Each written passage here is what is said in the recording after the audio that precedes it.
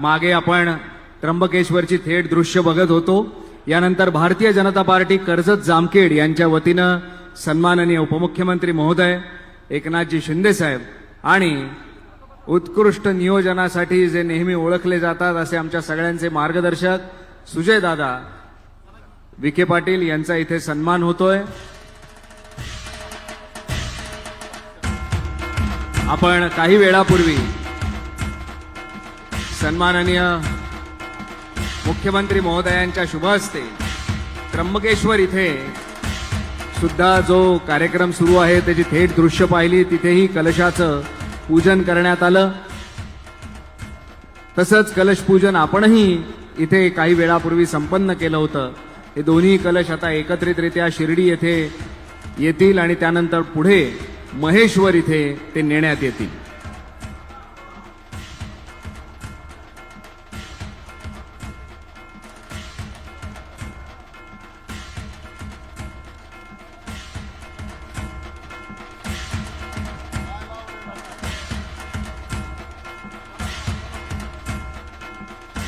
मंचावरील सर्व सन्माननीय व्यक्तींना विनंती करतो की आपण गर्दी कमी करावी, कारण यानंतर आपल्याला माननीय उपमुख्यमंत्री महोदयांचं मनोगत ऐकायचं आहे।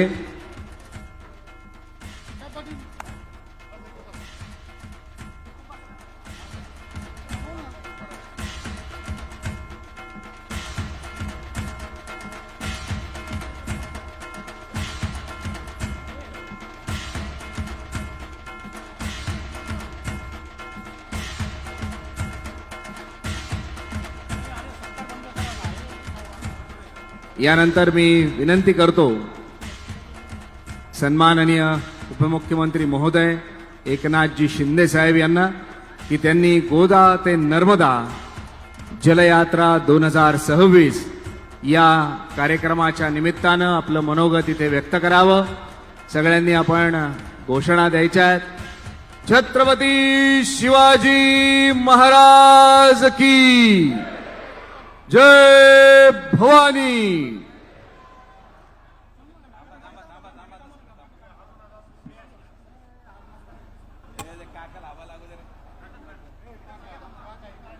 छत्रपती शिवाजी महाराज की जय भवानी।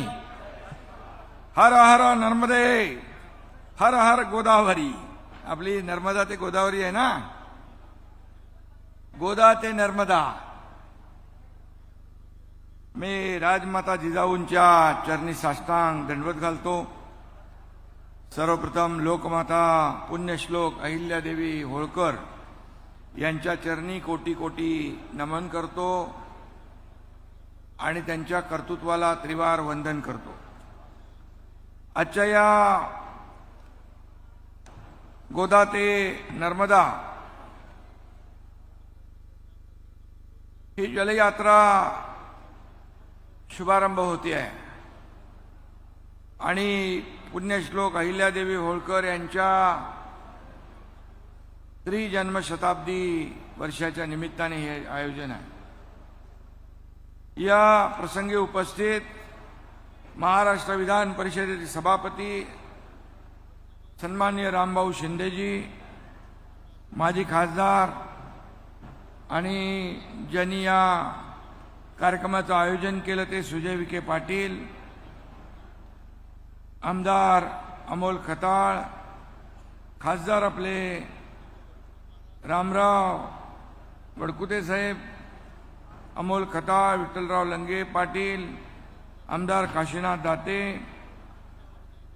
डॉक्टर संजय बेलसरे, हनुमंत धुमाळ, पंकज आशिया कलेक्टर आणि वारकरी संप्रदायातले सर्व या ठिकाणी उपस्थित पुंडलिक महाराज जंगले महाराज, देवीदास महाराज मस्के, आदिनाथ शास्त्री महाराज, आशिष भंडारी, अहिल्यानगरचे सर्व पदाधिकारी आणि मिसाळ महाराज राहिले, राम महाराज इंदुर्डे, मिसाळ महाराज, दयानंद कोरेगावकर, अमित महाराज घाडगे, सर्व महाराज आले ना। जेवढी नावं माझ्याकडे दिली ती वाचलेत मी सगळी, आणि सर्व वारकरी संप्रदाय आणि जिल्हा परिषदचे शिवो, अहिल्यानगरचे सर्व महायुतीचे सन्माननीय व्यासपीठावर बसलेले पदाधिकारी, जिल्हाध्यक्ष, तालुकाध्यक्ष, सर्व नगरसेवक, शिवसेना, भाजपा, महायुतीचे सर्व लोकप्रतिनिधी आणि इथे जमलेल्या माझ्या तमाम लाडक्या बहिणी आहेत, लाडके भाऊ आहेत, या सगळ्यांचं मी मनापासून या ठिकाणी स्वागत करतो. मनापासून आपल्याला खूप खूप शुभेच्छा देतो. खरं म्हणजे गोदावरीच्या पाण्याने हातपाय शुद्ध करून संसारातील ताप आणि पाप गंगार्पण केल्यावर आणि नर्मदेच्या तीर्थाचे 2 थेंब डोळ्यांना लावल्यावरच अहिल्यादेवींच्या पायावर डोकं ठेवण्याची पात्रता प्राप्त होते. ते पुण्य या पवित्र यात्रेच्या निमित्ताने आपल्या सगळ्यांना लाभतंय आणि यात सहभागी आपण सगळे झालेला आहात. एक कार्यक्रम इथं होतोय आणि एक त्र्यंबकेश्वरला होतोय. तिकडे मुख्यमंत्री महोदय आहेत, जलसंपदा मंत्री आहेत, ज्यांनी याची संकल्पना मांडली, मंत्री राधाकृष्ण विखे पाटील साहेब. तिकडे अनेक मंत्री देखील उपस्थित आहेत, गिरीश महाजन असतील, आणखी भुजबळ साहेब असतील. आणि म्हणून एकाच वेळेस 2 ठिकाणी हा कार्यक्रम होतोय. आणि मला वाटतं सुजय उद्या हे दोन्ही शिर्डीला पोहोचणार आणि शिर्डीवरून डायरेक्ट मध्य प्रदेश महेश्वर या ठिकाणी मार्गक्रमण होईल. आजच आम्ही येताना स्मारकाचं, अहिल्यादेवी स्मारकाचं पूजन केलं, जलकलशाचं पूजन केलं आणि या पवित्र भूमीतील पवित्र माती कलशाचं देखील पूजन केलं. आणि हे कलश आपण आपल्या प्रमुख अधिकाऱ्यांकडे सुपूर्द केले. खरं म्हणजे ही संकल्पना आणि हा उपक्रम अतिशय ऐतिहासिक आहे. आणि ही गोदा ते नर्मदा ही जलयात्रा जी आहे ही खऱ्या अर्थाने इथून चोंडीमधून देखील सुरुवात होती आहे. हे आपल्या सगळ्यांचं भाग्य आहे. त्र्यंबकमधून सुरू होती आहे, हे देखील आपल्या सगळ्यांचं भाग्य आहे. आणि म्हणून श्री क्षेत्र चोंडी हे मराठी संस्कृतीचं माहेरघर आहे. गेले 300 वर्ष हे मंदिर जागृत देवस्थानासारखं महाराष्ट्र धर्माच्या पाठीशी उभं राहिलेलं आहे, अगदी खंबीरपणे, ठामपणे आणि ताकदीने. चोंडीच्या या पवित्र भूमीमध्ये पुण्यश्लोक अहिल्यादेवींनी जन्म घेतला. या मातीचे आपल्यावर फार मोठे उपकार आहेत, ते आपण कधीच फेडू शकत नाही. पुण्यश्लोक अहिल्यादेवी यांचं 300शताब्दी जयंती वर्ष आपण साजरं करतोय आणि येणाऱ्या 31 मे रोजी त्यांची जयंती आहे. आणि आज आपण गोदा ते नर्मदा ही जलयात्रा काढून अहिल्यादेवींच्या कार्याला एक प्रकारे अभिवादन करतोय असं म्हटलं तर वावगं ठरणार नाही. आणि अहिल्या देवींचं जन्मस्थान असलेल्या चोंडीच्या पवित्र भूमीतील मातीचा अहिल्या देवींचे कर्मस्थान असलेला महेश्वर पर्यंतचा प्रवास या यात्रेच्या निमित्ताने होतोय. म्हणजे जन्मभूमी ते कर्मभूमी असा प्रवास या ठिकाणी होतोय. आणि त्यामुळेच आजचा दिवस आपल्या सगळ्यांसाठी ऐतिहासिक दिवस आहे, आनंदाचा आहे आणि श्रद्धेचा देखील आहे. गोदावरीपासून नर्मदेपर्यंतचा हा प्रवास केवळ भौगोलिक नाही तर तो आध्यात्मिक आणि सांस्कृतिक आहे. मी नेहमी सांगतो, राजकीय अधिष्ठानापेक्षा धार्मिक अधिष्ठान आणि आध्यात्मिक अधिष्ठान केव्हाही वरचं असतं. यांच्या आशीर्वादानेच आमच्यासारखे कार्यकर्ते प्रेरणा घेऊन काम करत असतात. आणि म्हणून आज वारकरी संप्रदाय देखील या व्यासपीठावर आहे. हा एक वेगळा आनंद आहे आणि समाधान आहे. गोदा ते नर्मदा ही यात्रा म्हणजे आपल्या इतिहासाचा, संस्कृतीचा आणि लोकभावनेचा प्रवास आहे, आपल्या परंपरेचा सन्मान आहे. आणि म्हणून ही जलयात्रा राज्यातच नव्हे तर देशात एक नवा संदेश दिल्याशिवाय राहणार नाही. आणि यासाठी मी जलसंपदा मंत्री राधाकृष्ण विखे पाटील, त्यांचे सर्व अधिकारी, त्यांचे सर्व सहकारी यांचं मी अभिनंदन करीन. एक आगळी वेगळी संकल्पना मांडून पाण्याचं महत्त्व काय याची जाणीव करून देण्याचं काम, जनजागृती करण्याचं काम या ठिकाणी या माध्यमातून होणार. महिला सक्षमीकरण आणि जलसाक्षरता यात्रेचा उद्देश आहे. ही जलयात्रा आपल्याला पाण्याचं महत्त्व पटवून देईल, जलसंवर्धन शिकवेल, पर्यावरणाचं महत्त्व सांगणारी ही यात्रा आहे. आणि म्हणूनच मी यांना धन्यवाद दिलेले आहेत. गोदा ते नर्मदा या जलयात्रेमुळे इतिहासाची वर्तमानाशी सांगड घातली जाईल. इतिहासातील पराक्रमाचे स्मरण केल्यामुळेच नवा इतिहास घडवण्याची ऊर्जा प्राप्त होते. त्यामुळे या यात्रेचं महत्त्व मोठं आहे. आणि म्हणून महाराष्ट्रानं कल्याणकारी राजवटीचे 2 आदर्श दिले जगाला. स्वराज्याचं देणं देणारे छत्रपती शिवाजी महाराज आणि राजमाता पुण्यश्लोक अहिल्यादेवी होळकर. शिवरायांनी स्वराज्याची ज्योत पेटवली, हिंदवी स्वराज्य वाढवलं. पुण्यश्लोक अहिल्यादेवींनी आपल्या कार्याच्या माध्यमातून हिंदवी स्वराज्याचा विस्तार अखंड देशभर करण्याचं महान कार्य अहिल्यादेवी होळकरांनी केलं. आणि म्हणून त्यांना वंदन करणं हे आपलं कर्तव्य आहे.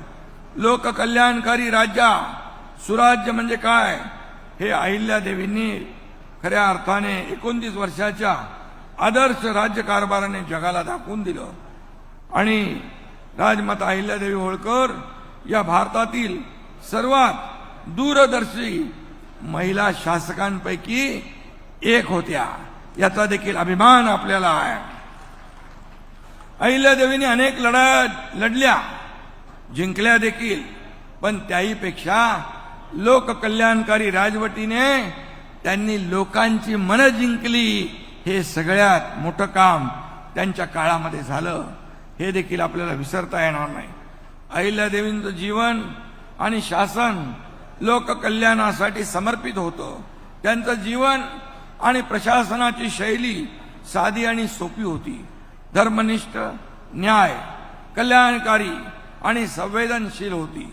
लोकांनी त्यांच्याकडे नेहमीच लोकमाता म्हणून पाहिलेला आहे. हा देखील एक मोठा आदर्श त्यांचा आहे. त्यांनी अन्नछत्रे, धर्मशाळा, विहिरी बांधल्या, मंदिरांचा जीर्णोद्धार केला, अनेक कामं केली. आणि म्हणून आपण म्हणतो, मंदिर टूटे मूरत टूटी, हुआ धर्म पर कुटिल प्रहार. मंदिर टूटे मूरत टूटी, हुआ धर्म पर कुटिल प्रहार. मां अहिल्या देवी ने किया सबका जीर्णोद्धार. आणि अशा आपल्या अहिल्या देवी या धर्मरक्षक होत्या.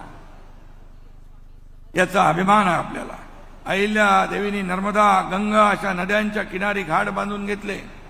कुणावरही अन्याय होणार नाही अशी कर व्यवस्था त्यांनी केली. शेतकरी व्यापाऱ्यांना सवलती दिल्या, चोख न्यायाची व्यवस्था केली. आणि म्हणून पुण्यश्लोक अशी प्रेमाची उपाधी देखील त्यांना जनतेने दिली, रयतेने दिली. आणि म्हणून अहिल्याबाई या समाज सुधारक होत्या. त्यांनी धर्मातील रूढी आणि परंपरांचा आंधळेपणाने कधी स्वीकार केला नाही. त्यांनी एकच धर्म पाळला, तो मानवता धर्म पाळला. हे देखील आपल्यासाठी एक चांगली शिकवण आहे. आणि म्हणून महिलांनी घरात बसून न राहता कर्तृत्व गाजवावं म्हणून अहिल्यादेवीने शेकडो माता भगिनींना स्वतःच्या पायावर उभं केलं. त्यांना आत्मबळ दिलं. आणि म्हणून अहिल्यादेवींनी महिलांसाठी शस्त्र शिक्षण सुरू केलं. त्यांच्या सैन्यात महिलांची देखील तुकडी होती. म्हणजे बघा त्या काळाच्या किती पुढे होत्या. आणि म्हणून अहिल्यादेवींच्या 300व्या जयंती वर्षात नारी शक्ती वंदन हे विधेयक संसदेत मंजूर झालं असतं तर खऱ्या अर्थाने अहिल्या देवींच्या कर्तृत्वाचा खरा सन्मान झाला असता, परंतु दुर्दैवाने ते होऊ शकलं नाही. तो देशाच्या इतिहासातला काळा दिवस होता. आणि म्हणून तुमच्या लाडक्या बहिणी योग्य त्यांना उत्तर देतील तसं आम्ही मुख्यमंत्री माझी लाडकी बहीण योजना केली. तर मुख्यमंत्री माझी लाडकी बहीण योजना देखील बंद पाडायला खूप लोक प्रयत्न केला, परंतु आम्ही बंद पाडू दिली नाही. आणि कोणी माईकाला आला तरी मुख्यमंत्री माझी लाडकी बहीण योजना कधीही बंद होणार नाही. आणि म्हणून आज काय मला राजकीय बोलायचं नाही, पण जे घडलं ते सांगतोय मी. आणि म्हणून हा कार्यक्रम जलसंपदा विभागाने आयोजित केला आहे, पण तो त्यांच्या विभागापुरता मर्यादित नाही राहिला आहे. सुशासन, महिला सक्षमीकरण, लोककल्याण, जलदृष्टी, वारसा संवर्धन आणि राष्ट्र निर्मिती अशी अहिल्या देवींच्या कार्यकर्तृत्वाची वैशिष्ट्य होती. आणि म्हणूनच मगाशी रामभाऊनी प्रधानमंत्री महोदयांचा उल्लेख केला. आदरणीय देशाचे प्रधानमंत्री नरेंद्र मोदीजी यांनी देखील महिलांसाठी आत्मसन्मान, आत्मनिर्भर, आत्मबळ प्राप्त होण्यासाठी अनेक योजना त्यांनी केल्या. महाराष्ट्र सरकार देखील अनेक योजना आपल्या लाडक्या बहिणींसाठी, भावांसाठी, शेतकऱ्यांसाठी, कष्टकऱ्यांसाठी, वारकऱ्यांसाठी देखील आमचं सरकार कधी मागे राहणार नाही हा विश्वास या ठिकाणी देतो. आणि म्हणून लोककल्याण आणि विकास हाच आमचा महायुतीचा अजेंडा आहे. आणि म्हणून महायुती सरकारने जेवढी जलदृष्टी दाखवली, या सिंचनाचे प्रकल्प आपण मान्य केले, तेवढी यापूर्वी कधी झाले नाही. मला आठवत आहे गेल्या 4 वर्षात 223 सिंचन प्रकल्पांना मान्यता दिली. आपण एकदा सुजय कुठल्या निळवंडे याला गेलो होतो धरणाच्या कामाला. निळवंडे 50-60 वर्ष झाली त्याला, पण ते योगायोग आपल्या कारकिर्दीमध्ये होणार होता. आणि म्हणून अशी कामं जी रखडलेली होती ती 223 सिंचनाच्या प्रकल्पांना सुधारित प्रशासकीय मान्यता देण्याचं आपलं काम आपण केलं. आणि त्यामुळे या सगळ्याची किंमत 4.25 लाख कोटीपेक्षा जास्त आहे. आणि 32 लाख हेक्टर जमीन सिंचनाखाली येणार आहे. म्हणजे आमचा शेतकरी, आमचा अन्नदाता, मायबाप याला मदत करण्याचं काम होत आहे. आम्ही नेहमी सांगतो, सरकारच्या तिजोरीवर पहिला अधिकार कोणाचा असेल तर आमच्या शेतकऱ्याचा आहे. हे शेतकऱ्यांचं सरकार आहे, शेतकऱ्यांच्या पाठीशी उभं राहणारं सरकार आहे. आणि म्हणून आपण जो प्रकल्प हाती घेतला आहे, या ठिकाणी नद्यांचं पुनर्जीवन करणं, दुष्काळग्रस्त भागाकडे पाणी वळवणं, हे सगळं कागदावर नाही तर फील्डवर आपण करतोय. मला आठवतंय मराठवाडा वॉटर ग्रीड देवेंद्रजी मुख्यमंत्री असताना सुरू केला, पण मधल्या काळात ते बंद करून टाकलं. पण मी मुख्यमंत्री झाल्यानंतर ते पुन्हा मराठवाडा वॉटर ग्रीड सुरू केलं. या भागातले देखील ज्या सिंचनाचे प्रकल्प थांबले होते त्याला देखील मान्यता दिली. त्यामुळे काम करणारं सरकार, निर्णय घेणारं सरकार म्हणून आपण अनेक निर्णय घेतले. अनेक धार्मिक स्थळं, प्राचीन स्थळं त्यांचं आपण जतन करतोय, संवर्धन करतोय, प्राचीन मंदिरांचं पुनर्जीवन करतोय. आणि त्यामुळे शिवरायांचे 12 किल्ले जागतिक वारसा यादीमध्ये आपले गेलेत.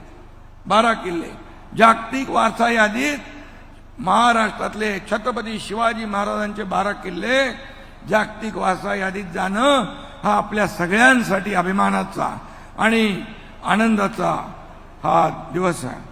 नदी हे स्त्री रूपच असतं. जगात जे जे मंगल आहे ते सर्व स्त्रीलिंगी आहे. ऊर्जा, शक्ती, भक्ती, श्रद्धा, विद्या ही सगळी स्त्री रूपच आहेत. आणि ही सगळी रूपं आमच्या लाडक्या बहिणींची आहेत.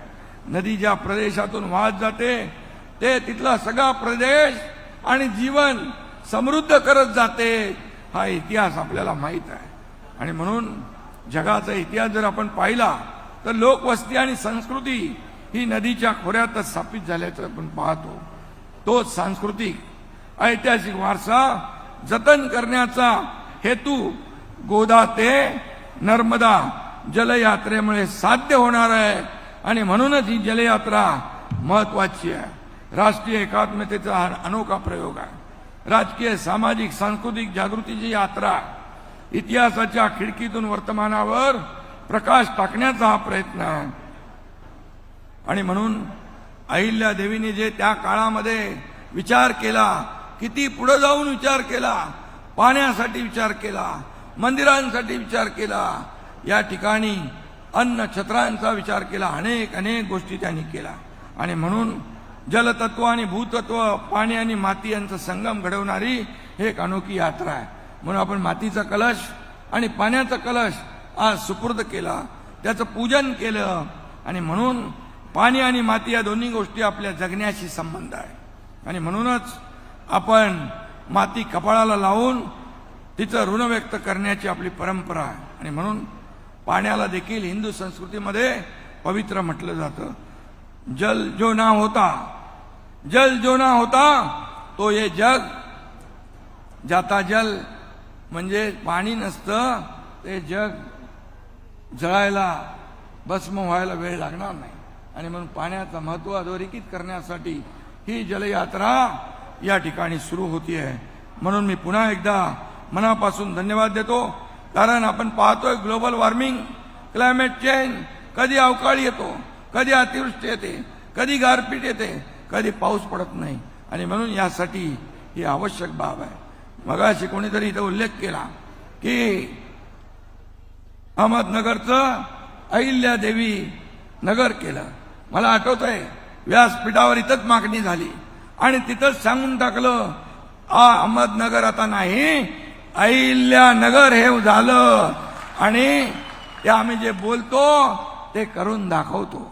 मला याचा अभिमान आहे। माझ्या मुख्यमंत्री पदाच्या काळामध्ये अनेक निर्णय आपण घेतले। मी आहे, देवेंद्रजी, नंतर अजितदादा आले, एक टीम म्हणून आम्ही काम केलं आणि या राज्याला पुढे नेण्याचं काम, या ठिकाणी सर्व क्षेत्रामध्ये आघाडी घेण्याचं काम आपलं राज्य सरकार करतंय।